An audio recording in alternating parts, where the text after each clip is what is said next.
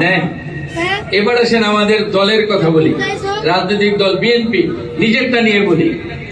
বিএনপির গঠনতন্ত্রে কি বলে যে গণতান্ত্রিক পদ্ধতিতে এই দল গঠিত হবে এবং পরিচালিত হবে। সেটা কি চলে? না, একদম স্পষ্ট না। যদি গণতান্ত্রিক পদ্ধতিতে আমাদের এই দল চলতো, তাহলে এই নেতা কর্মীরা যারা হতাশ, যারা দুঃখ বেদনা নিয়ে একরাশ বুকে জ্বালা নিয়ে বক্তৃতা করলেন এবং বিভিন্ন সময় আমার সাথে কথা বলেন, এই দুঃখ দুর্দশা আপনাদের থাকতো না। কেন থাকতো না? আপনার নেতা নির্বাচিত করার ক্ষমতা যদি আপনার থাকতো, আপনার ভোটে যদি সর্বস্তরে নেতৃত্ব তৈরি হতো, আপনাকে মর্যাদা দিতে নেতা বাধ্য ছিল। আপনাকে অবজ্ঞা করে কোন নেতা চলতে পারতো না। নেতার ইচ্ছা মতো দলকে পরিচালনা করতে পারতো না। নেতা ইচ্ছা করলে লুটপাটের রাজত্ব কায়েম করতে পারতো না। এই গণতন্ত্রটা নাই বলে আজকে প্রকৃত নেতার কোনো মূল্যায়ন নাই, প্রকৃত নেত্রীদের কোনো মূল্যায়ন নাই, এবং নেতা যারা হয় তারা হয়ে যায় শাসকের মতোই স্বৈরতান্ত্রিক। আমার ইচ্ছা, আমি যা ইচ্ছা তা করবো, জবাবদিহিতা করার তো কোনো জায়গা নাই, সেজন্য যা ইচ্ছা তাই করে।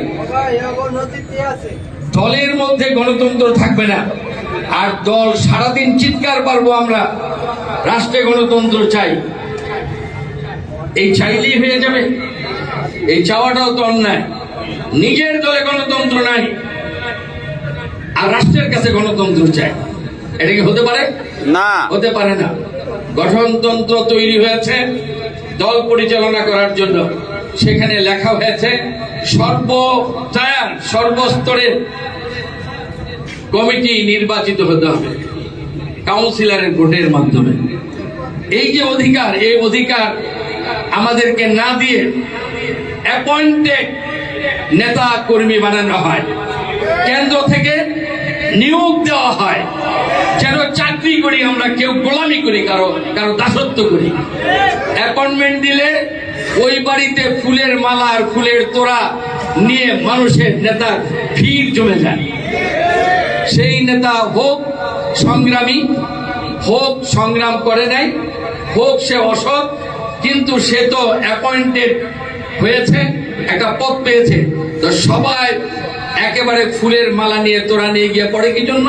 তার কাছে গেলে সে আবার একটা অ্যাপয়েন্টমেন্ট পাইতে পারে, সে আবার একটা পদ পদবি পাইতে পারে। এই লালসা নির্লজ্জ বেহায়ার মতো অনেক সিনিয়র নেতৃবৃন্দকে জুনিয়রের কাছে গিয়ে ফুল দিতে হয়, জুনিয়রের কাছে গিয়ে তোষামতি করতে হয়। এই অবস্থা চলতে পারে না একটা মুক্তিযুদ্ধের চেতনার বাংলাদেশে। এই অবস্থা চলতে পারে না, দলের মধ্যে করতে হবে।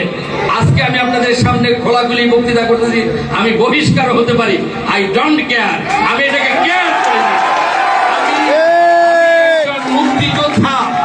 আমি একজন মুক্তিযোদ্ধা, জীবন বাজি রেখে দেশ স্বাধীন করেছি।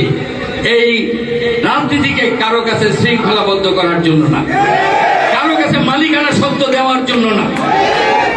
সৎ মানুষের নেতৃত্ব তখনই প্রতিষ্ঠিত হবে যখন কর্মীরা ভোট দিয়ে নেতা নির্বাচিত করবে। কোনোদিন হবে না। আজকে দেশে গণতন্ত্র দিয়ে নির্বাচন হোক, এই নির্বাচনের মধ্যে কি হয় আপনারা জানেন? মনোনয়ন বিক্রি করা হয় কোটি কোটি টাকা। এই দেশ এই জন্য আমরা স্বাধীন করেছি, এই জন্য আমরা আন্দোলন করি, সংগ্রাম করি? নিশ্চয়ই না।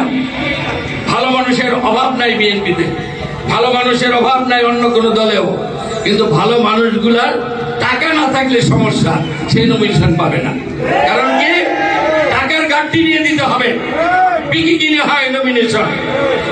এমন রাজনীতি যদি দেশে থাকে, বাংলাদেশের ভাগ্য আকাশে কোনোদিন ভালো সূর্য উদয় হবে না। এই জন্য আমি আজকে খোলাখুলি আপনাদের সামনে কথাগুলি বলতেছি। আমি গিয়াসউদ্দিন, আমি মুক্তিযোদ্ধা কমান্ডার, সেই হিসাবে বিএনপির কোন নেতা কর্মী হিসাবে বিএনপি আমাকে বহিষ্কার করে দিতে পারে, সেটার জন্য আমি কেয়ার করি না। কারণ আমার সবচেয়ে বড় পরিচয় হলো আমি যুদ্ধ করে এই দেশটা স্বাধীন করেছি। থাকা মানুষ না, কারো কাছে আমি মাথা করার মতো মানুষ না।